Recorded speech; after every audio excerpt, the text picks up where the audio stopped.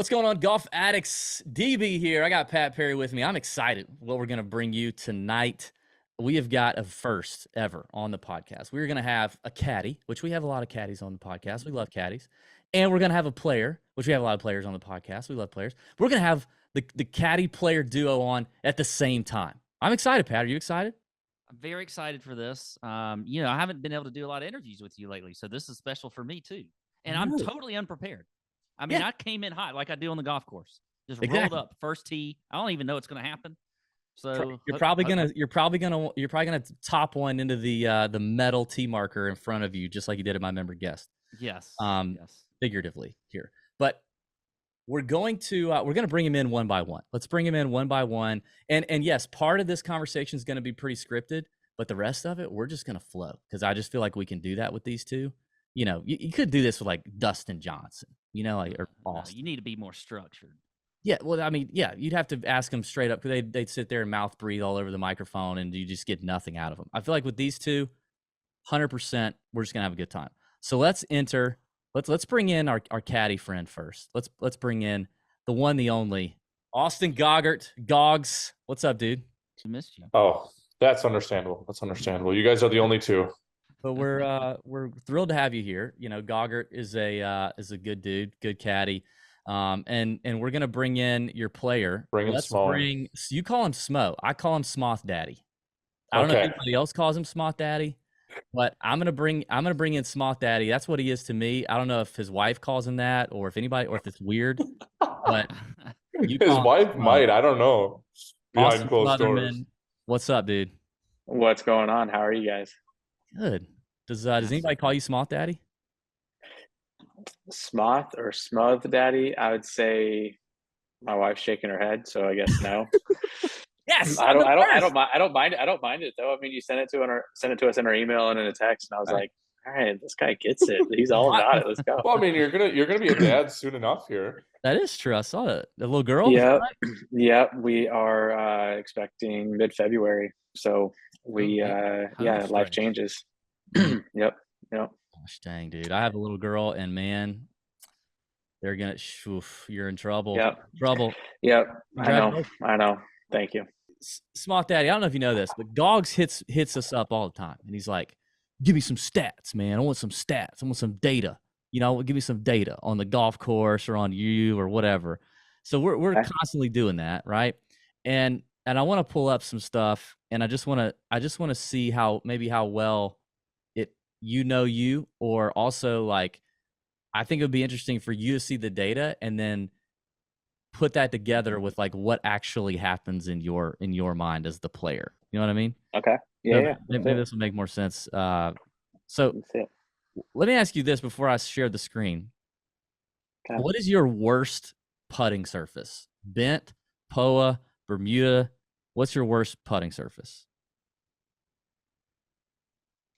I mean, I'd say I'd have to think for a second, and I am, but we have more tournaments on Bermuda than any other surface, so it's obviously kind of weighted in that sense. Mm-hmm.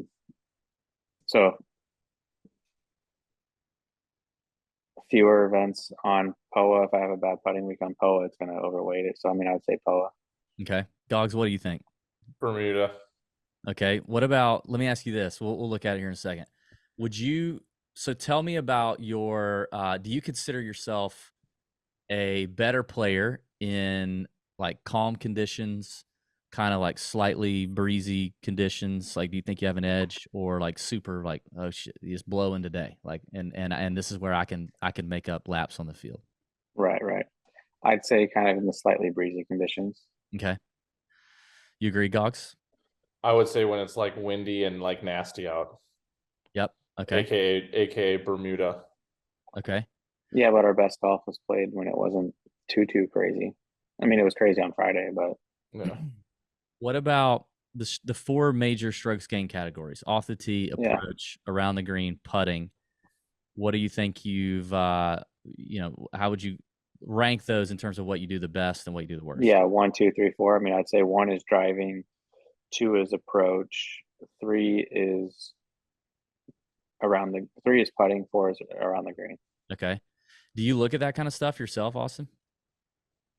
Yeah, I mean, Thought Daddy. I don't dive into it probably often enough. Mhm.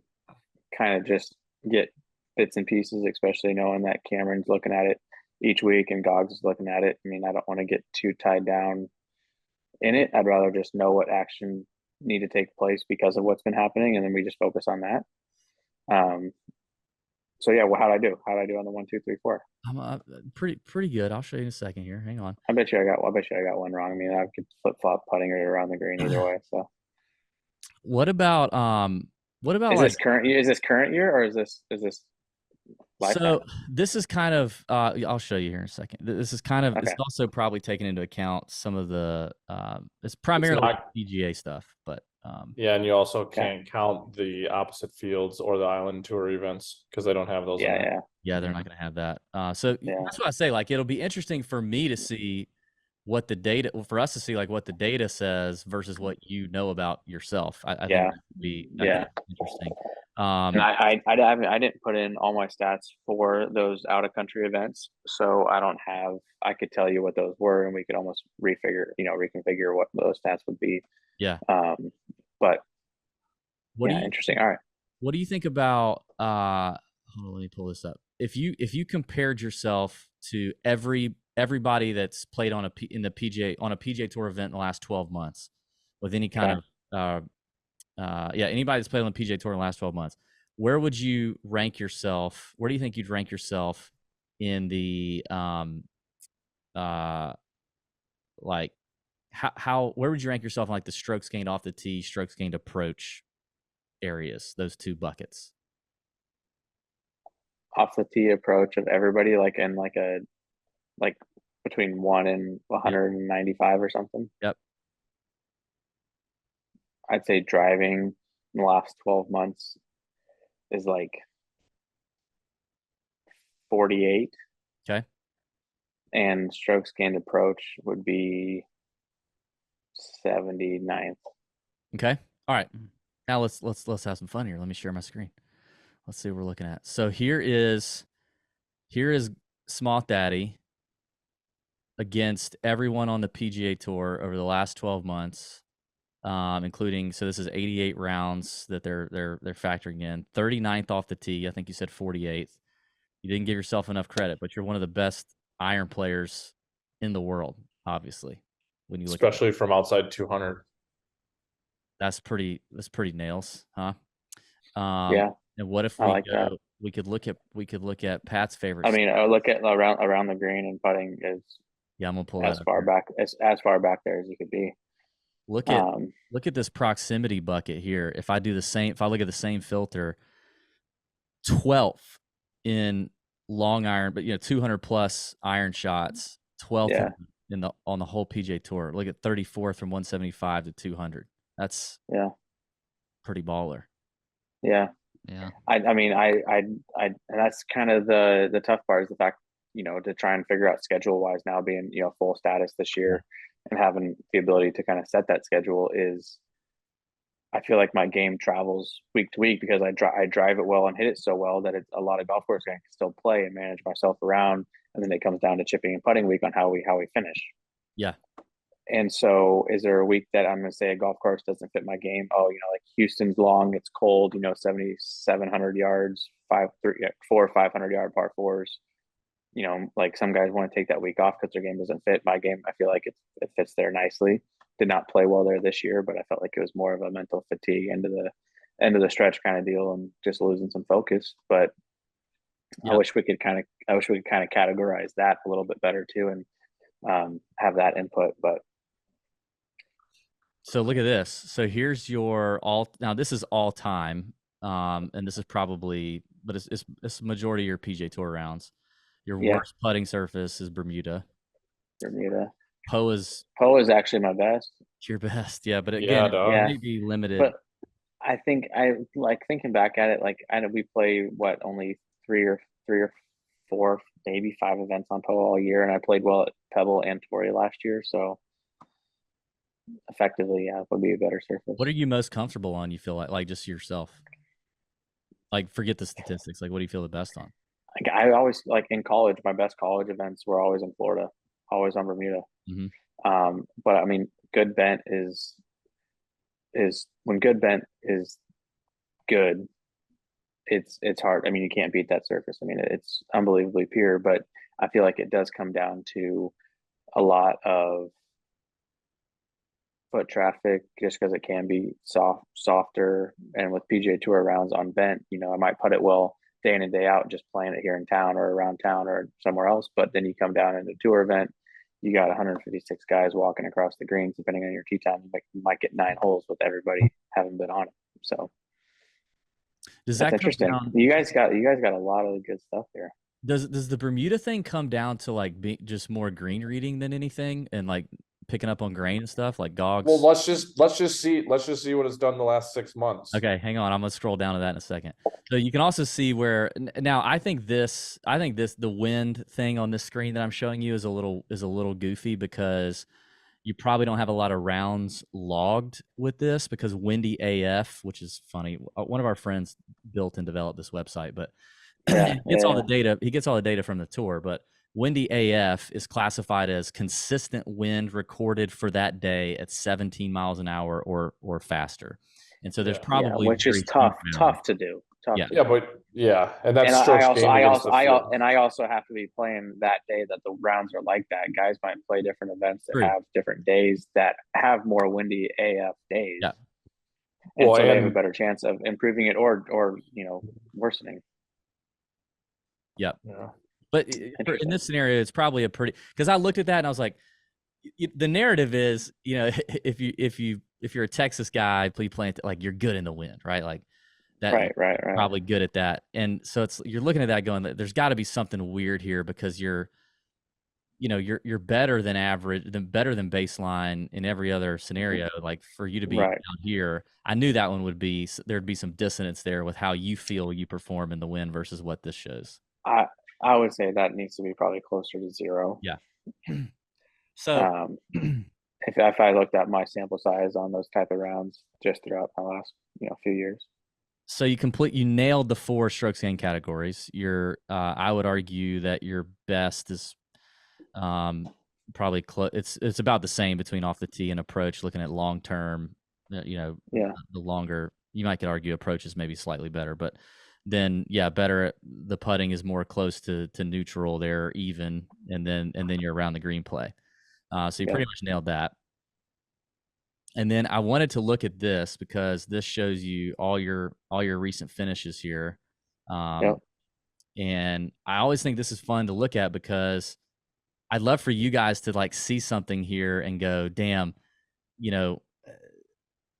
how I actually hit it or how I actually putted it that week is so different than what this shows, or maybe there was one shot or one thing that really threw off the number, because I do think that's some of the fallacies with getting so wrapped up in the data at times. But I'm interested to see, like, with these tournaments, what sticks out to you. Can you scroll down a little bit further down? Yep. Just keep going. Gogs, I got one. Okay, go. You're good. We know the solution and kind of remember what was going on. If you scroll back up a touch, to the Wyndham miscut with the minus 4.5 putting. Yep. Gogs, do you remember what our solution was? And we had one day of really poor putting, and the second day wasn't. I think we were like minus 3.5, and then we were minus 1 the second day. And remember what we did to fix that when we noticed what was going on after the round? I'd have to go back in my yardage book and look. That was that first day we were putting, and we missed a lot of kind of shortest putts, obviously, with having minus 4.5. But it was a start line issue with my eyes getting so far over and across the ball. And we had that eye line at, check everything, eye line out, put it down. In my first few, we noticed so much. I mean, my eyes were literally on the other side of the ball for my first few, and it was just something where like my lines were crossed up because of that. Rep it out on that, go through, do our, test it out without the mirror, and then the next day we definitely putted better. At least I was starting it better online, and we had that. Yeah, and we would have been solution. We would have been 0. You you like 3-putted that last hole when we were finishing up with- on Saturday morning yeah. from like Yeah. 30 feet when we had to make the 30-footer. Yep. And Like so that's like an almost auto, a stroke there. one stroke. So we were almost even on the second day. And Wyndham So. is Sedgefield, right? And Yep. it's it's bent. Those greens are unbelievable. It's Yeah, bent, no, it's the best. It's the best Tight Bermuda. Bermuda. It's the Oh, it best is Bermuda Bermuda. we put on all year. but there's some slopiness on them too, for sure, right? Yeah, Yeah. some tiers and whatnot. Now a 3 month later, you go to the Fortinet. Or you start the new season this year, and you gain. Yeah, which was 2.5 like 2 weeks later. Yeah. Or 3 weeks later. Yeah. Yeah. Anything else stick out to you here? All right, I'm looking. I mean, I was AT&T strokes gained total 5.1. I mean, that week was very. I felt like that week we did nothing. I mean, tee to green plus 4 total, or is that fourth in the field? Yeah, Total. plus 4 Plus total. 4. So you're basically gaining a shot a day, I think, right? Yep. Yeah. Yeah. Yep. A shot a day off the tee there, putted it just good enough, and approach overall was kind of ho hum. And then I was 2-putting a good bit. I think we might have hit it outside of 30 feet a good number of times, and 2-putted enough to gain strokes once you're 2-putting outside 30 feet. But I mean, that week did not feel like we did anything that special. We finished, I think, T25 or T24 or something like that. 25. Yeah.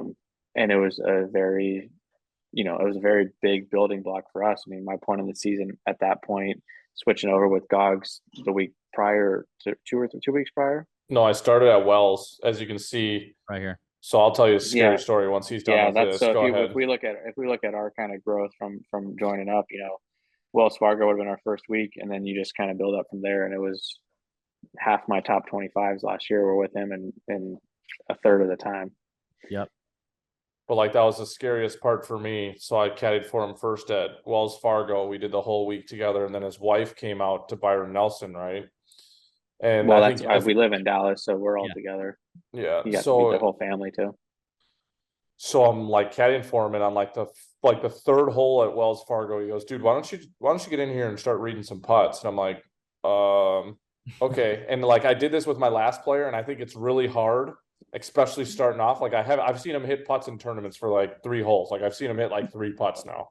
But tell him why we have a good blend of you reading putts for me because of my previous tendencies. What are my previous tendencies? Well, he likes to read them really low, and his speed control is pretty average. So I'm a big fan.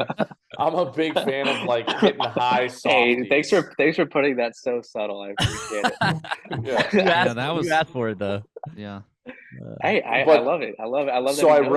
So I read holes 3 all the way through 72 at Wells Fargo, and like. I mean, he's putting it pretty good. You can see like he was negative, barely positive at Valspar, negative at Honda. He putted great at Pebble Beach and Farmers, which is my thought as he grows up in Sacramento, plays a lot in California. Yep. He plays on POA, so when he can putt like a kid, he putts pretty good. So that's why he putted good there. Then he had negative at the Amex, negative Sony, negative RSM. So he hasn't really had many positive besides the 2 tournaments he played on home where he grew up putting as a kid, right? Yep. So he knows the greens at Pebble really well, and he's played Torrey plenty of times. So then I start with my that I had never played Torrey. Crazy enough. Well, I mean, Poana greens. Oh yeah. But Poana. So then I start with him, and I read the first like 72 putts, and then we get to Byron Nelson, and I read putts at the Byron Nelson the first day, and he's in scoring, and his wife goes, "Gogs, are you reading all the putts?" And I was like, yeah. And he goes, that's the first time he's ever had a caddy read putts for him. I'm like, well, just so you know, I read 70 holes last week. And she goes, really? Oh, he putted good last week. I'm like, oh God, he's never had anybody read putts, and I'm reading putts for him. So we kind of started developing a little system. I just threw him to the fire, and it's funny, his routine on the greens when we're reading putts together. Even if you're a spectator, you'll notice the little quirks he has doing it, but it's a thing that we've worked on, kind of creating this little channel with his hands where he paints the picture for me a little bit. And Jess is even imitating the same move right now because it's so noticeable. And babe, come over here, give him the gate. Hold on, let me stop sharing so I can get it full screen. What's it look like? I didn't notice this. What's he do? He goes, oh yeah. The claw. It's Yeah. The claw. Uh. Hey, you see this putt? It's gonna go like this, and it's gonna go like that, and it's gonna go in the hole. And go, okay, do it. That's what he tells me. Stevie, we're that's a little similar to my pose that you have. That is true. That's true. When Pat gets really hammered late at night, I say this. I say, Pat, if you ever die and I make a statue of you, the statue is going to be hammered Pat late at night, which always looks like this. Hang on. He's gonna at some point he's gonna be real like, where am I? And he's just gonna be standing here with some sort of snack cup, Cheetos or something, cup right here at his gut, and he does this, and his hand does this, and he just goes like he's a fucking raccoon or something, and he's just constantly doing this. Wow. With this like glazed look in his eye, and it's popcorn or Cheetos. Pat, can you go get another beer real quick so we can see this by the end of this podcast? It'll be here for you. Yeah. So that's awesome. I don't know why I didn't notice that. I didn't notice that when we were watching. Well, we've worked on a hybrid method of that now, because there's weeks that I feel like I start reading them really well and then we go with it. So we stick in that kind of mojo. And so he just tells me, hey, you're off. I'm like, okay, perfect. And I just have to hold the flag, and I'm just like, all right, here we go. And it's worked out pretty good both times. Smart Daddy, do you remember the one putt that I read for you in the practice round, the RSM? Oh, absolutely. That was my crazy up and down from the left pine straw. That's right. And what did I say? What did I say about the putt? You said it was you were looking like just right edge, maybe just half a ball out. And I said, yeah, I like that. A little firm. I said, yeah. And then that putt went right in the center. Back of the cup, boom, make par, move on. Look at that. Me and Goggs were vibing there. We were like, let's hit the high side of the hole. Let's hit it. Let's pound this thing like we mean it. I tried to get him to go high side. He had a 90-footer the first week I'm working for him, and now I'm on a hole 70, so I'm starting to get a little comfortable. 72nd hole of the tournament. Oh, this is pretty. We have like a 90-footer going from the front of the green all the way to this back left pin, and like if you hit it 15 feet past the hole, it's gonna roll off the green down into like collection area. It's wet. It's so wet because it's rained the whole week.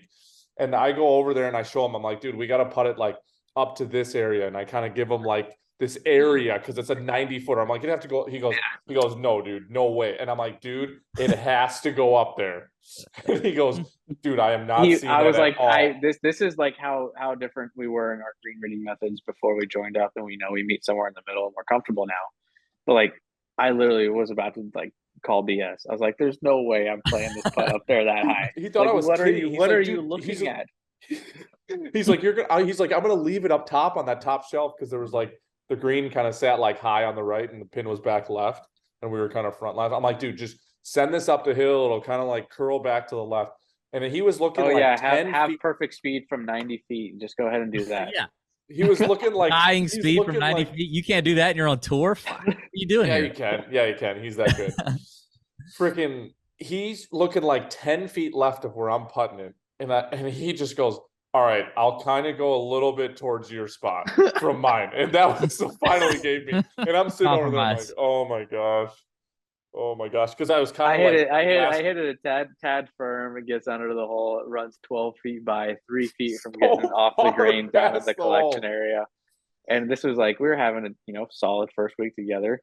And here we are. I was looking at the leaderboard. It shows like his best finishes. He had like a good finish at Torrey. T11 at Torrey. T11. Then he had another T25. And I'm like, all right, my goal is I'm going to caddy for this guy for like 10 events. I want to make all 3 of those disappear with just me on it, right? So I'm like, all right, if I can get a 20, we were in like 27th. So I'm like, all right, we're in the 3 spot. If we can 2-putt this. Yep. And he putts it 12 feet by, and I'm like, oh shit. And then we come back, and we put the claw back out we were pointing at that point, I think. I'm like, dude, you see it, Rich, on this? He goes, yeah. And I'm like, he goes, all right, I got this. And he buries it in. Left to right. We were so pumped. 25th, like first week of the year in the rain. It was just a nasty first week, and it was so fun. It was such a positive it was momentum just builder. such a grind. And then to not have 2-putt at that last hole would have been, different. And the way the whole season played out too, the way the points were and everything. I mean, it's just crazy to think how every single putt carries that much weight to it. I mean, no matter 72nd hole, first hole, like that's nuts. It needs to be that same intensity, that same grind, the ABG life. So yeah. ABG, what's that? ABG Always Be Ventures is the Grinding. name of Oh, my yeah, business, yeah. and it stands for Always Be Grinding. Your email. That's very cute. I Yes. was expecting, my wiener likes you 64 or something. I didn't get that one. Dogs, That's his burner account. you were looking at another event, Gaugert. You were going to say something about one of these, Which right? one? Weren't you going to say? Well, something? I was going to say that story that was coming out of Oh, okay. there. Okay. But I mean, we just kind of got off to a good start there putting, and I mean, you can see his first we few could we events could say even so 3M, which was a week of plus 2.8, was when we switched putters. Remember, that's when we went to the lighter, the no weight in the handle putter, smaller grip. He had way better distance control. New spider, yeah. With I just felt the head differently, and it felt like I was able to being a little bit lighter, swing it a little bit quicker with the same kind of stroke feel. So it wasn't like I was having to lengthen my stroke with a heavier putter to create more speed. Yeah. And in doing so, my speed got better that week, and I mean it showed. I mean, we had a solid week, finished 24th, but we did everything pretty well there. I mean, we were positive in every single category, which I don't think I have another event on there that's really like that. Nope. The only thing is we would have kept rolling pretty good, but I got really bad food poisoning at the Travelers before the second day. We shot like 4 under the first day. We were in like 12th, and I couldn't caddy the second day. Yeah, and I think I was minus four putting on the second day. On the second day. I read putts the first day, and we were like, I think we were positive 1 something, and then we were struggling the second day, and then that carried the food poisoning didn't go away during John Deere, and then we got back on it on Barbasol and 54th, 24th. Just a tough time. Now Gogs wasn't on the back here. He was too busy. He had already committed to you and then decommitted to you with Patrick Rogers here. But like, I'm curious. Like, what's a week like that? What happens with this like major outlier 5.3 lost strokes around? Right. Which is crazy because you were positive 3.4 approach, so that means you were hitting your irons pretty good. So this could have been like to chip that many times. 1 or 2 misses. Yeah, that's where I think it's more so. I was hitting it well enough and hitting so many greens that each shot that I missed the green and was around the green, I just did not execute at all. And that could be I think my par 5 scoring that week, having missed or not necessarily missed the cut, but finished at 67th. It's not like I'm making that many birdies on the par 5s that week. I'm sure we could find that data, but I bet you all my chips greenside were not good. I bet you I probably 2 chipped once or twice that week. Once you're around the green and miss the green again, it's so heavily weighted. I mean, you lose the whole entire shot like that, basically. So yeah, I think for our listeners, like, this is something interesting to keep in mind, is that when you see a week like this where you do so well on approach, but you have this number, it realizing that it could be literally 1 or 2 chips over 72 holes that pulls the number to that. Yeah. I mean, if I don't get up and down from a basic spot on the fringe 3 out of 7 times, I'm already probably at minus 3.5 greenside. Yeah. I was going to pull this up and see if we know. Our par 3 efficiency has to be pretty high on tour, and our par 5 efficiency probably has to be pretty below average. I was trying to, and which is really interesting because my par 5 scoring over time, pretty much on my Corn Ferry days and especially Latin America days, par 5 scoring was really good. I was in Latin America, I had a streak of 12 consecutive par 5s under par. That's so good. Wow. And so just between, I mean, the whole tournament, I mean, I didn't not birdie par 5, which is, pretty much locking up 4 birdies a day. And this was down in Costa Rica. Damn near wins you a tournament. Yeah. The same week that actually Tyson Alexander won, who just finished second at Houston, which was huge in his career. But the timeline of, how you play different holes, I mean, ball striking wise, par 3s are always going to be pretty much our bread and butter. You play those even par for the year or for the week. It's picking up tons of shots. Yeah. All right. So we could get into some more of that, but I do want to make sure I hit this before we all have to go. Okay. Small Daddy, I have to confess something. I'm calling myself out here. And I truly, I was thinking about doing this, and I was like, I don't know if I want to do it. I don't want Small Daddy to think less of me. But you might get help. You might get help me. You might get help me. I have been a very outspoken understanding what I do. This is part of what we do, right? And the content drives.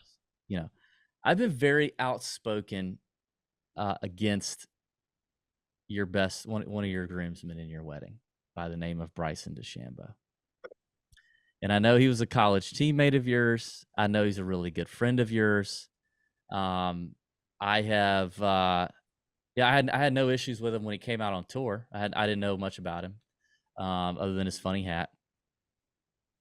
But I wanted to confess that to you, and just the listeners know they know they're trusting me know that I've not been a huge fan. Not that I am living and dying by every video or every tweet by you guys, but I think I have gotten that vibe before. Okay.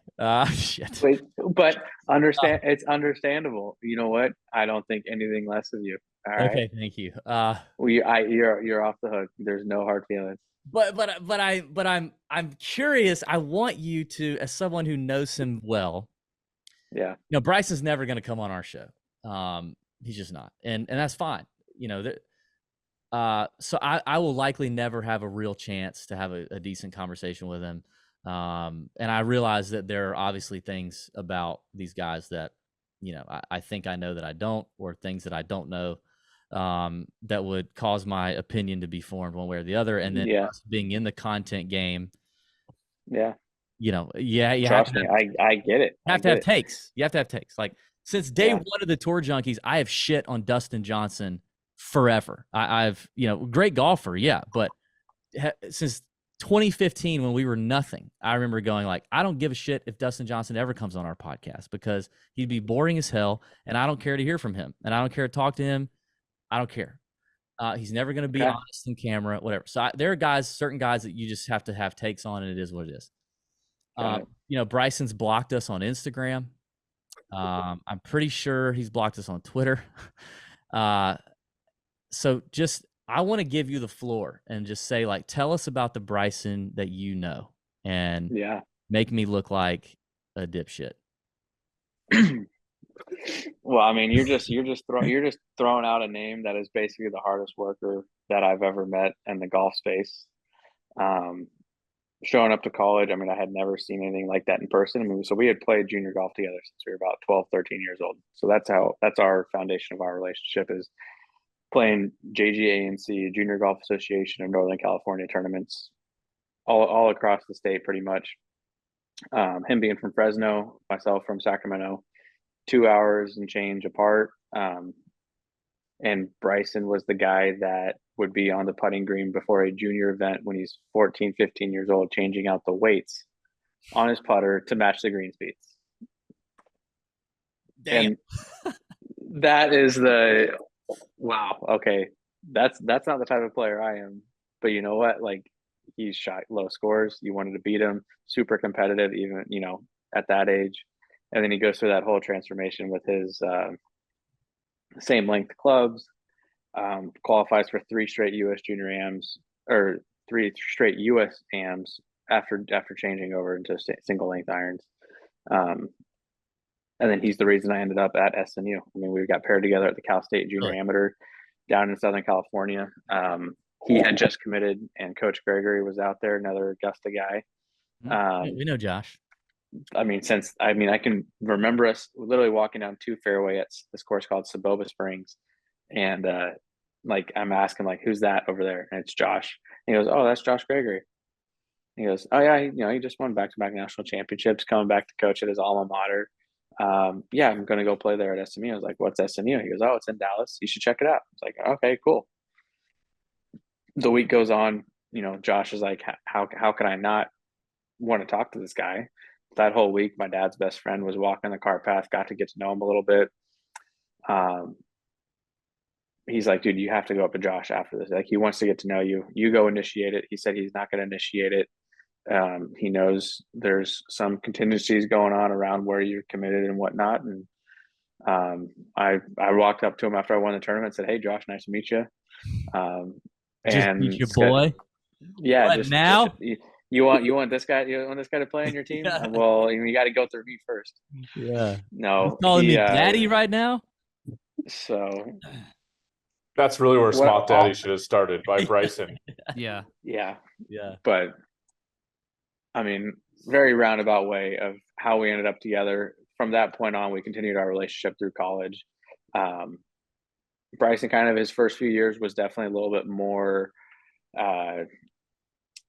forward about his method compared to other guys' method. You know, what he's doing and how much he believes in it, because he does believe in it so much, and that's what makes him such an unbelievable player, person, work ethic, all that, because his passion for it is not really matched by anybody else. And then kind of junior year, before he won USAM, and then he ended up leaving the start of our senior year to kind of get prepped for the Masters and know he's going to turn pro that following week, was how much more accepting he is of how to kind of formulate a plan for other guys on the team while embracing their strengths, but like incorporating some of those few things he's learned and how to communicate that, and not be so that my way or the highway kind of thing, you know? I mean, well, just ask me what else is there? Like, I mean, I don't mind. I mean, I love talking about him. I mean, the guy's, I mean, he's a great friend. I mean, Pat, what would you say? What do I, you know, like what do I what need is to there? hear? What is it I'm I looking mean, I so think like, that, so Bryson was in the gym last week at the same place that I work out at, and there's some junior golfer in there getting done working on his game because he's home for Thanksgiving break with the family here from Dallas, and he runs into Bryson DeChambeau, and Bryson literally, he talks his ear off, and the kids basically telling him that he needs to leave because he's just blowing him up, and it's those types of things that you'll find him on a random range with just whoever was there, just wanting to talk golf and get to know him and help him He out shows somehow, up here because in they're Savannah. He shows up here in Savannah to landings. He does? Yes, he's been here. You're I at the think landings. Does he have Yeah. does he have a thing for old Dude, ladies? I love the landings. Is one of my favorite. The Fazio over there is my favorite Corn Ferry course we play. Yes, Deer Creek. Yeah, Oh, you know what? I've been doing this with Pat for going on 8 years. You know how many times I've played that course? 0 times. oh my gosh. Well, You got just need to go Monday for the Club Car Championship, dude. yeah. Yeah, The can't you do that? so yeah, I live in the landings, and he has a good friend. I think he's based here in the military or something. I don't know, but he comes here because we've got a new instructional facility at Deer Creek that they were building. I don't. Well, you've since been gone from the Corn Been Ferry, there but I haven't been there in 2 years now. yes, they started it last year. Okay. But anyway, he just comes here and goes to the learning center and talks to people. And I'm probably not as like as much of a Bryson hater as DB is, but you also have to have a stick sometimes in this, right? You know, when you gotta have, like DB was saying, you gotta have a take on some guys. I know probably like some of the videos that he does, it brings attention to himself, probably annoys DB some, but yeah. Maybe I thought Pat was going to say maybe we're actually a lot alike, and that's what. Yeah, it probably is. turns. It probably is. I definitely think, you know, the one thing that's hard to relate as far as having the spotlight on you and cameras on you, since every golf shot you've hit when you've turned pro, basically. And you know what? It's why he's so great, because he uses that outside opinion as such a motivator, and that he has to believe in his own ways so much, and so much greater than other guys, because it's combated from the other side so much that if he's going to believe something, it's 1,000%, and he's going to make it work. Like, yes, he was a physics major. He's not the smartest guy in the class by far. There's way smarter kids in the class, but he asks enough questions and works hard enough to where they end up at the same spot. And like, that's what I noticed the most. And it was definitely eye opening. I was lucky to have been teammates with him. So yeah, there you go, DB. See? Yeah. Okay. So hey, I'm not trying to change your opinion forever. That's my 2 cents and some. But yeah, I mean, I definitely understand where you're coming from. You know, there's definitely a few things that are against the grain. Before DB, now listen, I get to talk now, DB. Before you talk more about Bryson, because I have family here. DB does not have family at his house. I have family. Not here. right now. I have literally cooked an entire dinner for my family while I've been doing this podcast. What, with your fucking feet? How are you? You're not cooking dinner. You saw me leave a couple times. Like that's how quick I do dinner. You would make a great caddy, dude. You got hands everywhere. You got yardage book over here. This guy would be telling you. unbelievable in the rain. So I have to get off, but Love I have a drink. question. I have a question before I get off. Let's I do mean, it. Let's this do is- it. We this don't have is- too much time. I gotta pack as well. I'm leaving for Cabo tomorrow. I This got to is- eat dinner. I got a tournament starting at 8 a.m. tomorrow. This is getting really, this is there's a lot of data behind this. Okay, so Let's hear the it. RSM, you guys were with Rogers, right? With Patrick Rogers the day we were walking around. Yeah. It's a little bit chilly. Yeah. What do you think about mittens? What do you think about wearing mittens on the golf course during the round? I'm a fan of it for my players. I think Okay. they should wear them. You like mittens? You're a Yeah, mittens you're guy? playing your whole round with your hands. Like if you can't feel your hands, how are you gonna play golf? I mean, huge mittens. Yeah, but on Yeah. Friday, on the Friday of the RSM, Was Friday It wasn't was Friday cold. warm? it wasn't cold. I don't know Friday where was quite we had normal. a pair that the two of us were sharing. No way. He was wearing them more so on Thursday plantation side than I was. Oh yeah. Yeah. Plantation Thursday. Yeah. Friday. Yeah. Mittens. You don't need them. You're being a beta. Well, Sack he's- up. Yeah. DB was very As much against as they're Patrick's- sacking up, is there a point that you say, oh, okay, I'd love to shoot 66 today. You know what? I'll take 68 and wear my mittens. No, I would rather or not wear Yeah. my mittens. I'd rather just wear my mittens, Yeah. shoot 66. Well, say, I mean, you know what? And he did shoot 66. obviously that had a day, great didn't day. he? I get it. I get it. Yeah. I got it. But there's a point that you are probably just in a routine that you also don't really want to change because it's predictable. You know what's going on. Like why start changing your hands if you don't have to? Like I don't know. Yeah. It's just, I don't man, mind mittens. Whatever So, works. Whatever we- works. we had Mittens both- can be I'm weird. I'm sneaking away off of that. I'll let DB close Hey. this out. Get out Thanks, of here. guys. See you, brother. Yeah. We had both had some hot takes on Patrick Rogers in the week, and I was just saying, I think it's time for us to jump off the Patrick Rogers train. That's all I was saying. And then Pat disagreed, and so then I had to make fun of him for, some Mittens. sort of mittens thing. I thought he was going to win the golf tournament, honestly, after his kind of going into Saturday, midday, and then Sunday. Yeah. I mean, he definitely had a good day that day. I heard about it. Okay, so I guess I was going to ask you one more thing about Bryson. Let me hear it, dude.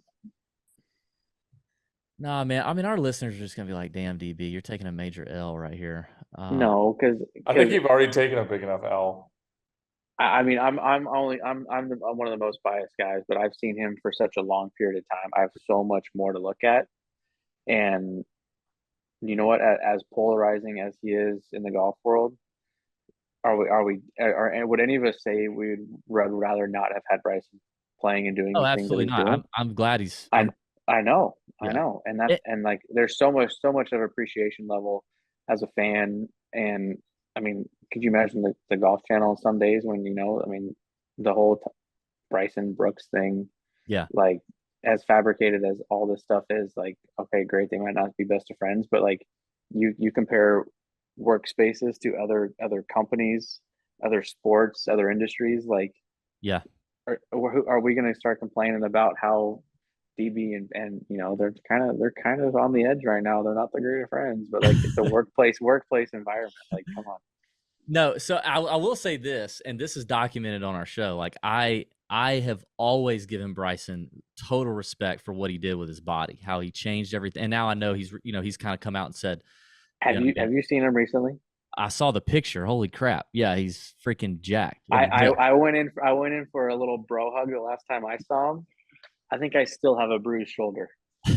Yeah, I've always said I respect that part. That's never been the thing. And when the whole Brooks Bryson thing started, I was way more of a Brooks guy. By the time it all kind of ended, I was like, you know what, Brooks looks like a bigger asshole than anybody in this whole thing. So like I went all out. I was all in. I went all out teams. on Brooks in that scenario. No, I just said I'm neutral. I don't. Both of them are Switzerland. Yeah, but I definitely went from being a fan of Brooks to not a fan of Brooks, and I've continued to kind of back that up, even how he's handled himself with the live stuff and some of his interviews. And Right, I mean, I'm not. We interviewed Brooks back in 2016, like before Brooks won. I think it was before he won wow. the Waste Management. Yeah, can you imagine? Yeah, But so, that's but a good pickup. I hope you're foreshadowing right now. no, I'm not. There's no way he's coming back. No, for us. Oh yes, for you guys. Yes, for you guys, 100%. But I literally went from being a Brooks fan to that whole thing with them.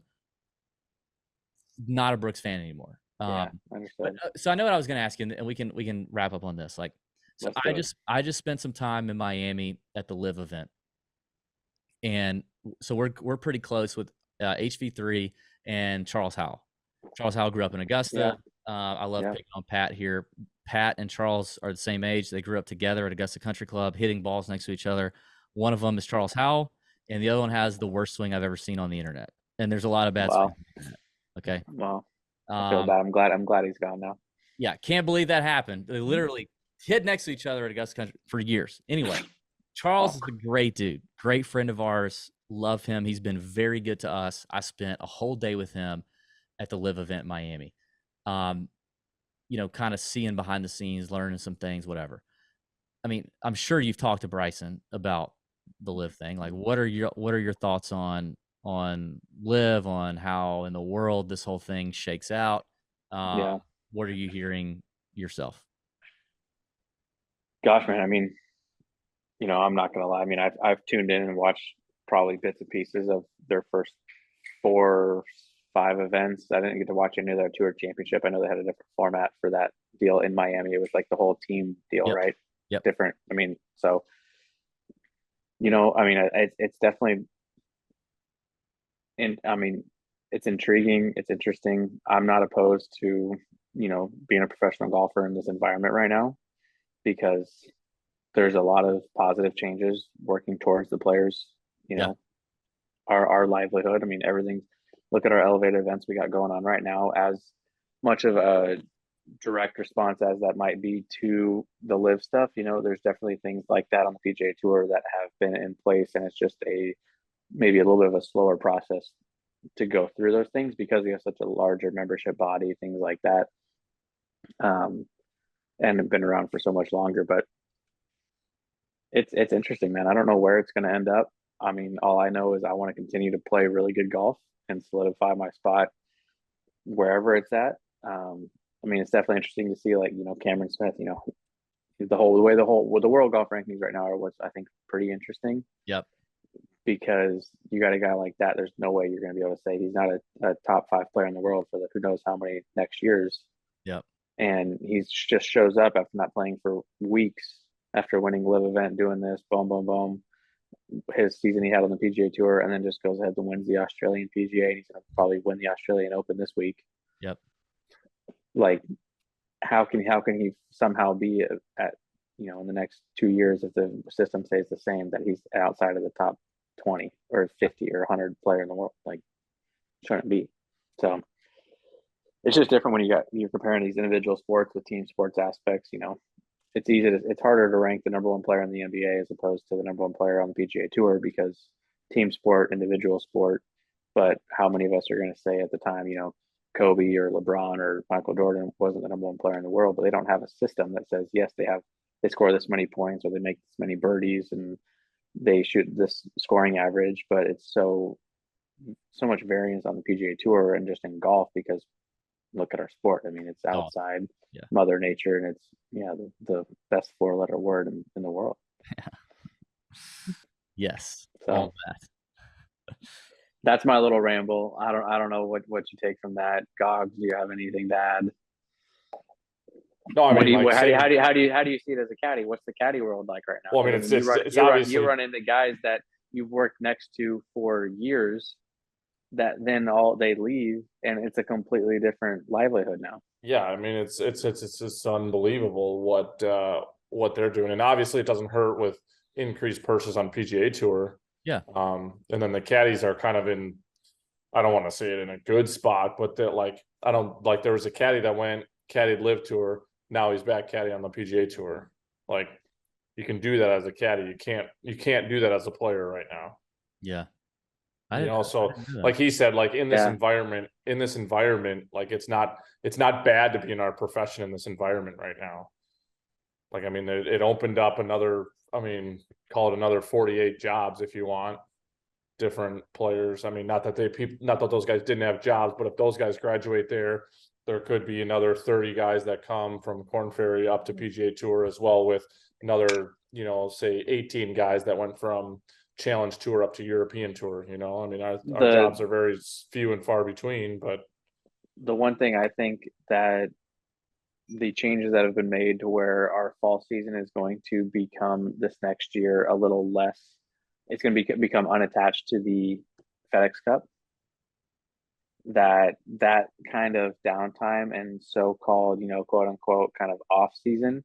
Yes, we have the month of December off right now, but the month of December is not really much of an off season as far as schedule wise. Like, we've already played this part of the year, started going through the next calendar year. It's not really a calendar season. It's an August to August kind of year.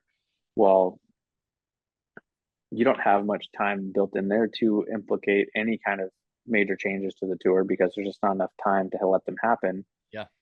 That once the fall goes into the spot that it's going to be, I know some sponsors might not be enthused about their position in the schedule now and how that's going to change, and the number of events on the schedule might be reduced.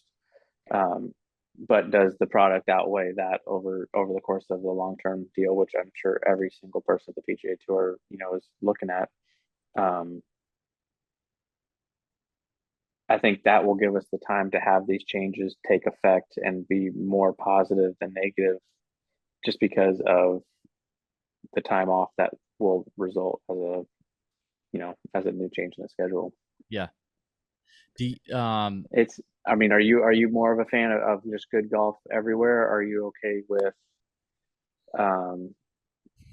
like, would you watch, it's an exhibition game between, it's basically like the All-Star game and the NBA every single week on the Live Tour, essentially. I mean, maybe not that heavy-handed, but it's intriguing. There's a market for it. There's a lot of people there. They can travel around, do a lot more, change a little bit quicker, be more adaptable. I think they've proven that. I am after going and seeing some of it and then talking to Charles, I think that when the general public gets an idea of how the Live team situation is going to change for next year, which I'm sure Bryson could tell you a lot about, because I think he's now a team owner, partial owner. No, those things are going to be interesting aspect of it. Fans, like that whole aspect, and the whole idea that, if you're Bryson, you're a captain and you're courting other players from other teams, or you're talking trades, or you're talking, I know Matt Wolf's a free agent right now, basically under Liv's situation. You're courting those guys, and you're trying to assemble this team, and you're also trying to work a deal with a sponsor for that team, and you're making some of the financial decisions. All that stuff is very relatable to the everyday sports fan, maybe not just 100%. Golf fans. 100%. I think that's because that's the manager role of the MLB. Yeah. It's the front office. There's a front office to golf now for different things. And it's super interesting. It's interesting to see how it unfolds. Does that mean that's how the game has to be played? Does it mean there's not, you look at the NBA and there's a 3-on-3 tournaments. Right. Does anybody critique the fact that they're not playing 5-on-5 or playing full court? I mean, yes, it's a little bit downgraded, but if LeBron goes and plays in a 3-on-3 match, is he not the best player on the court? Right. Does Cameron Smith go to the Live and say he's not a top 3 player in the world? Right. And it's so tough to blend those two aspects, Yeah, and I think that from a gambling DFS perspective, which is where we're really big fans. Like, the Live thing is not as interesting, because I want full field events. I want cuts, because that gives me an opportunity for an edge if I'm studying the 140th player, not just 48. But it also gives me more bang for my buck, because that's what we preach about. That's why the Major League plays so many games. That's why you have, and the one interesting thing about golf and the cadence of our sport and the type of data the PGA Tour can collect and everything is, I mean, the number of potential bets placed over the period of a round of golf is exponential of what you would ever be able to place at another type of sport. Yeah. And, you know, we all have to admit that that's kind of where things are going. But then that also goes back to the integrity aspect of it. Yeah. How Gaugert and I, as a player and caddy, I mean, I even feel not uncomfortable, but a little bit feeling like I have to watch my words having this conversation. Yeah. Because I know my point in all this. Yep. As good friends as we are, but then again, you not being credentialed to the PGA Tour, having gone through their integrity policy and classes that we all have to take, like it's still just a different animal. Yeah. But if we embrace it, you know how many more fans, how many more engagements, how many more things that is for us, and then for you guys and shows like Tour Junkies and you name it. Yep. Because of just the fan engagement. How do we get that many more people playing golf? How do we get that many more people interested in Austin Smotherman and his partner on the course? Like most people don't even really understand the caddy aspect of it. Like the characters, the personalities, all that, how that plays into effect of what I'm going to do. Yep. If I just have a local caddy on the week and you're trying to bet fantasy on me and you don't know that, or you don't know the difference between me or having Austin Gaugert or having Bones or having these well-known reputable caddies that add value, that changes the landscape of things, you know? I was just talking to somebody yesterday about like betting on Monday qualifiers or something like that. Like that sounds so like you don't know, but then there's value in that. Let's say Monday qualifiers get good caddies on the bag multiple times because they might just be between bags of that for that week. Yeah. Yeah, it's the betting thing is obviously the PGA Tour is embracing it more and more and more. I mean, since we started, I mean, we were lepers when we first started to the PGA. I can only imagine. Yeah. Yeah. Now they're like hiring us. You know, Scratch TV's hiring us to do betting content. But you know, Liv is going to embrace it too. Liv is never going to get there the way the PGA Tour is going to get there unless a few things happen. Number one, I think they need bigger fields. Number two, I think they need a cut because bettors like a cut. They like the sweat of a cut. You know, I have two sweats in one. I have a Friday sweat because I need you to make the cut.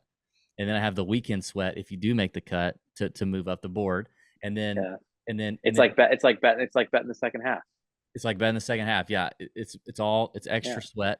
And then you know, and then Liv needs an app that I can track shot by shot where you're at. Because if I'm a bettor and I can't watch the sport on TV live or on YouTube live or wherever, I want to at least be able to pull up my phone in my meetings at work or in church or wherever I'm at and see, damn Sunday, say a couple like, extra Hail Marys. Smoth Daddy hit it to 6 feet and he two putted. What are we doing? You know, like I need to be able to. I was 275 out hitting 3-wood into a cross breeze. Give me a break. I need to be able to see that and sweat that as a gambler or a DFS player. So, you know, I was telling Charles Howell that, you know, a couple weeks ago. I was like, dude, you know, you guys can do whatever you want with betting, but it's never going to take off unless you have an app that kicks ass. And then the tour, literally 2 weeks later, releases this new app. That's great. What are you? It's great. You like it so much better. I mean, just the fact that I'm not. It's taken me a second. The fact that I don't think it's better, but the routine of the old app is still true. Still in me.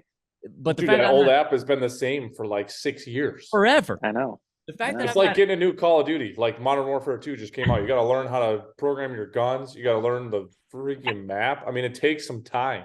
Yeah, but I'm not accidentally clicking on a TaylorMade ad for the 50th time today because you move the ad. That's the best. I just want to scream, and it makes me dislike TaylorMade and the PGA Tour. And I like TaylorMade and the PGA Tour, but the new app experience is great. I think that's going to be a big help. But both of these tours are going to lean into gambling. They are. They just are. And you only have half the states where it's even legal right now. And in the next 5 years, you're going to have the majority of the states. Yeah, let alone what other countries Liv might be playing in and things like that too, you know? Yeah, Australia. You kidding me? Like, there's a bunch of degenerate, you know. They bet on horses criminals. like every weekend. Yeah, shit. They're Australia beat Denmark today in the World Cup. They're fired up. Australia. Australia. Hey, boys. Cam today actually cut my lesson short because he said we're gonna go watch the last 2 minutes of the Australia game. Nice. All right. McCormick, huh? All right. So, let me wrap this thing up. Before we get out of here, next year, okay, what are the tournaments that you guys have circled? And you're like, yeah, that's when it's happening. That's when we're going to pop that first win cherry. When is that going to be? What are they? Let's go back and forth, Gogs. What's your number one? It'll probably be Sony. God, I love him. Right off the bat. Great course, gotta hit the fairway, pretty benign greens. I really like where we're at leading up to March 1st. You know, that whole stretch, getting ready, having a baby in that meantime between possibly Riviera, Waste Management Riviera are the kind of the 2 weeks that we're circled right now. If it happens, week of Honda, Gogs is going to absolutely love it because that's planned to be an off week anyways. So he's got hold it in there, Jesse. Hold it in there, Jesse. Fingers crossed over there. Older, but we are. I think a really good week for us will be Torrey Pines and Pebble. I really like those 2 weeks for us. He grew up on Pebble. I think Pebble's like one of the prettiest places ever. Like I love. I mean, I played all those.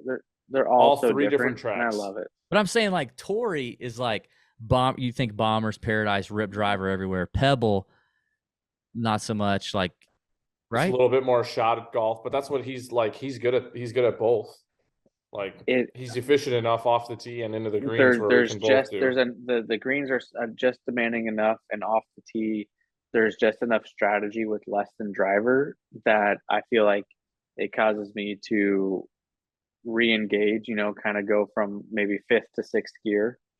And from there, I feel like I kind of maintain that energy through the entire round easier because of that, because the golf course is so much more intriguing and interesting, and there's so much more kind of strategy involved because there's so many different ways to play it. I mean, you look at 18 at Pebble, are you hitting something off the tee that has a chance to just stay short of the tree, and you're going to try and rip 3-wood up there, you're going to take it up the left side and just trust you're not going to hit the water left, and you're going to have 5-iron in? Are you going to know that you're going to block it into that right bunker? You're going to lay it up short. You're going to hit a wedge in there tight.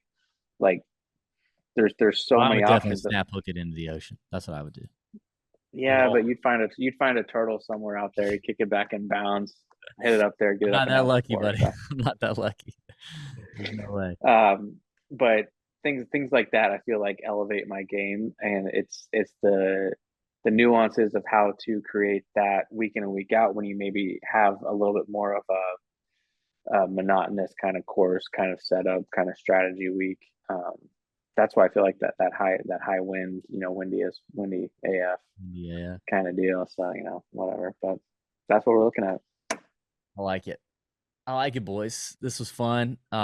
Thanks for coming on. We'll definitely have you guys on again, but maybe not together. We'll separate you two. You know, maybe let the gloves come off a little bit or something.